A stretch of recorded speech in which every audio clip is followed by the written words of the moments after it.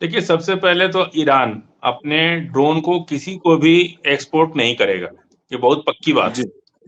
क्योंकि अमेरिका की एक साजिश हो सकती है कि वो उसके ड्रोन को खरीद ले और फिर ईरान पे ही उसको इस्तेमाल करेगा। हाँ। समझ रहे हैं आप? ये एक दुश्मन की चाल को हमेशा सतर्क निगाह से देखना चाहिए।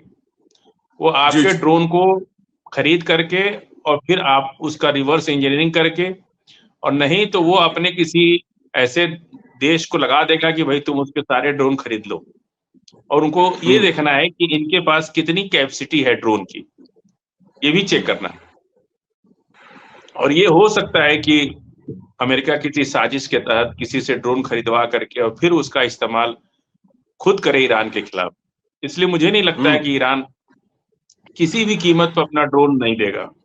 वो देगा तो सिर्फ रूस को दे सकता है, बाकी किसी जी, को जी। नहीं दे सकता। चाइना को अभी जरूरत नहीं है, चाइना को अभी जरूरत नहीं है। और रूस ले सकता है, रूस उसकी मदद भी कर रहा है।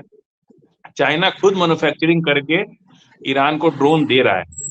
तो कभी भी ईरान ऐसी गलती नहीं करेगा कि उसके ड्रोन ही उसी के लिए काल बन जाए। जी।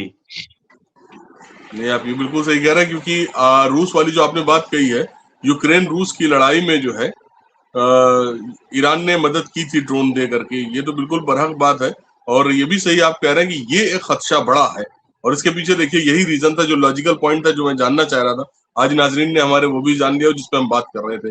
बहरहाल, खबरों की अगर माने फजील साहब, तो क्या आप कहना चाहेंगे कि मतलब यूएन पर, यानी कि यूनाइटेड नेशन पर अब ईरान का कब्जा साफ नजर आ रहा है आपको?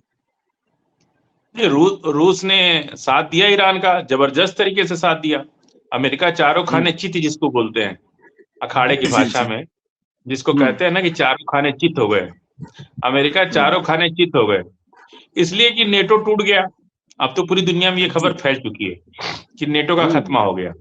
क्योंकि पिछले 2 साल के अंदर आखिरी बैठक भी नहीं हुई नेटो की। हुँ। हुँ। तो वो अभी समझ लीजिए उसको। अब अमेरिका के पास कुछ बचा ही नहीं, यूएन से पकड़ कमजोर हो गई। और हुँ। रूस और चाइना हावी हो गया यूएन के ऊपर। इसलिए हावी हो गया कि उधर फ्रांस, जर्मनी, ब्राजील और ब्रिटेन, ये सारे लोग तो अमेरिका से खिलाफ ही हैं। जी, जी। इसलिए वो सारा पूरी लॉबी जो है इस वक्त चाइना, रूस के पक्ष में खड़ी दिख रही है और ईरान के पक्ष में खड़ी दिख रही है। इसलिए अमेरिका पूरी तरह से पस्त है और वो चारों खाने चित, जिसको कहते हैं ना धोबिया हुँ। पाट, पहलवानी की हुँ। भाषा में कहते हैं धोबिया पाट मारा ईरान, रूस ने इनको। और ईरान पूरी तरह से, मतलब फुटबॉल में एक प्लेयर होता है सेंटर फॉरवर्ड, समझ रहे हैं आप? जी। जी। सेंटर फॉरवर्ड, आप फुटबॉल खेलें कभी? हल्का-फुल्का खेल, क्रिकेट ज़्यादा खेला है मैंने। जी। तो सेंटर फॉरवर्ड एक प्लेयर होता है जो जी। सबसे तेज, उसकी सारी जिम्मेदारी उसके ऊपर होती है। और वही अच्छा। हीरो होता है टीम का, जो सबसे बेस्ट खिलाड़ी होता है उसको सेंटर फॉरवर्ड पर रखा जाता है। तो वही काम रूस ने इस बार कर दिया ईरान के लिए, ईरान हुँ। को आगे कर दिया रूस ने। हुँ।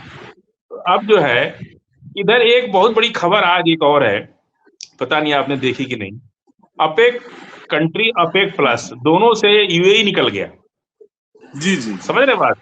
ये अमेरिका मैं के लिए बहुत बड़ा झटका है। जी, झटका जी। इसलिए है कि अब अमेरिका पर भरोसा नहीं रहा किसी का कि हुँ। अमेरिका उसकी मदद करेगा कि नहीं करेगा। तो अपेक प्लस और अपेक दोनों देशों से यूएई का निकल जाना, ये देखिए, ये कोई बहुत बड़ा मसला नहीं है। अपेक से निकल जाना, ये ओपेक से प्लस, ये वही होता है जैसे हम लोग सब लोग दोस्त लोग मिलके एक ग्रुप बना लिए, व्हाट्सएप ग्रुप, जी। और हाँ। अचानक से हम उसमें से क्विट कर गए, ग्रुप में से एग्जिट हो गए। तो बाकी लोग सोचते हैं कि भाई क्या बात हुई, क्यों निकल गए, गलती क्या थी। तो कुछ लोग फोन करते हैं कि भाई कहाँ आप निकल गए, कोई हुँ। प्रॉब्लम थी आपको। ठीक उसी तरह से यूएई ने एक प्रेशर बनाने के लिए ऐसी टैक्टिस की है, प्रेशर टैक्टिस है। क्योंकि यूएई तो तेल प्रोड्यूसर कंट्री तो है नहीं, उसका कोई जी, जी। मतलब नहीं अपेक प्लस में रहे या ना रहे, अपेक में रहे या ना रहे। क्योंकि वो तेल प्रोड्यूसर नहीं है, इसलिए उसके ऊपर कुछ फर्क नहीं पड़ता है। लेकिन वो दुनिया को दिखाना चाहता है कि भाई हम इस ग्रुप में सक्सेस नहीं है, हम नाराज हैं इनसे, और वो क्विट कर गया। जी। तो आपको क्या लगता है कि इस कदम से तेल बाजार और रीजनल पॉलिटिक्स पर कुछ असर पड़ेगा क्या? मैंने कहा ना आपसे कि वो खुद ही तेल प्रोड्यूसर नहीं है। वो देखिए, अपेक अपेक कंट्री वो है जो अरब देश के अंदर जो तेल का उत्पादन करते हैं, वो अपेक होते हैं। और पूरी दुनिया में जो तेल उत्पादन करते हैं उनको अपेक प्लस कहते हैं। मतलब दो ग्रुप है, जी, एक अपेक जी, है जो अरब देशों का अपना है, ये अपेक जी, है। जी, और एक है अपेक प्लस, जो पूरी दुनिया के देश तेल प्रोड्यूसर करते हैं, तेल बेचते हैं, वो अपेक प्लस के मेंबर है। कुछ लोग जैसे अरब है या और भी जो अरब देश हैं, वो अरब ओपेक के भी मेंबर हैं, ओपेक प्लस के भी मेंबर हैं। उसमें जी, यूएई नहीं है। यूएई को तेल खरीदता है, बेचता नहीं है। इसलिए उसके निकल जाने से केवल इतनी सी बात है कि अमेरिका जो है, उससे वो नाराज, वो दिख रहा है कि हम एक मैसेज दिया है कि हम इस ग्रुप से बाहर हो रहे भाई, हमको आप अमेरिकी प्रो मत समझो, अमेरिकी प्रस्त मत समझो, हम इससे बाहर हो रहे। एक मैसेज देने की कोशिश किया है पूरी दुनिया को। जो जो ये लांछन लग गई, ईरान की मिसाइल से यूएई डरा हुआ है, समझिए बात को। वो कैसे भी अमेरिका के ऊपर, जो उसके ऊपर अमेरिका का ठप्पा लग गया है ना कि अमेरिकी लोग हैं, उससे वो निकलने के लिए इस तरह की बात किया है। जी। कहने का मतलब ये है कि ये कदम पहले यूएई ने उठाया। क्या आपको लगता है कि अगला कदम क्या इसी सिलसिले में कभी सऊदी अरबिया भी उठा पाएगा? नहीं, वो तो अपेक का लीडर है ना, वो क्यों उठाएगा? हम्म, वो तो अपेक का लीडर है, वो तो तेल का भाव तय करता है। तो हम्म, अपेक, वो अपेक का भी मेंबर है, अपेक प्लस का भी मेंबर है। तो जी, जी, सऊदी जी। अरेबिया तो कभी भी नहीं उठा सकता, क्योंकि वो तो लीडर ही है, वजीर है वो तो। मैंने वजीर इसीलिए भाग सवाल जाएगा किया तो था। क्या? नहीं नहीं, वो तो वजीर है, वो शतरंज का वजीर है वो। बाकी जी, लोग उसके प्यादा हैं, बाकी लोग प्यादा हैं। वो अगर निकल गया तब तो टीमें खत्म हो जाएगी, गेमें खत्म हो जाएगा। तो वो नहीं हाँ, निकल गेम सकता। खत्म हो। नहीं, देखिए, अमेरिका को तो बहुत नुकसान हुआ।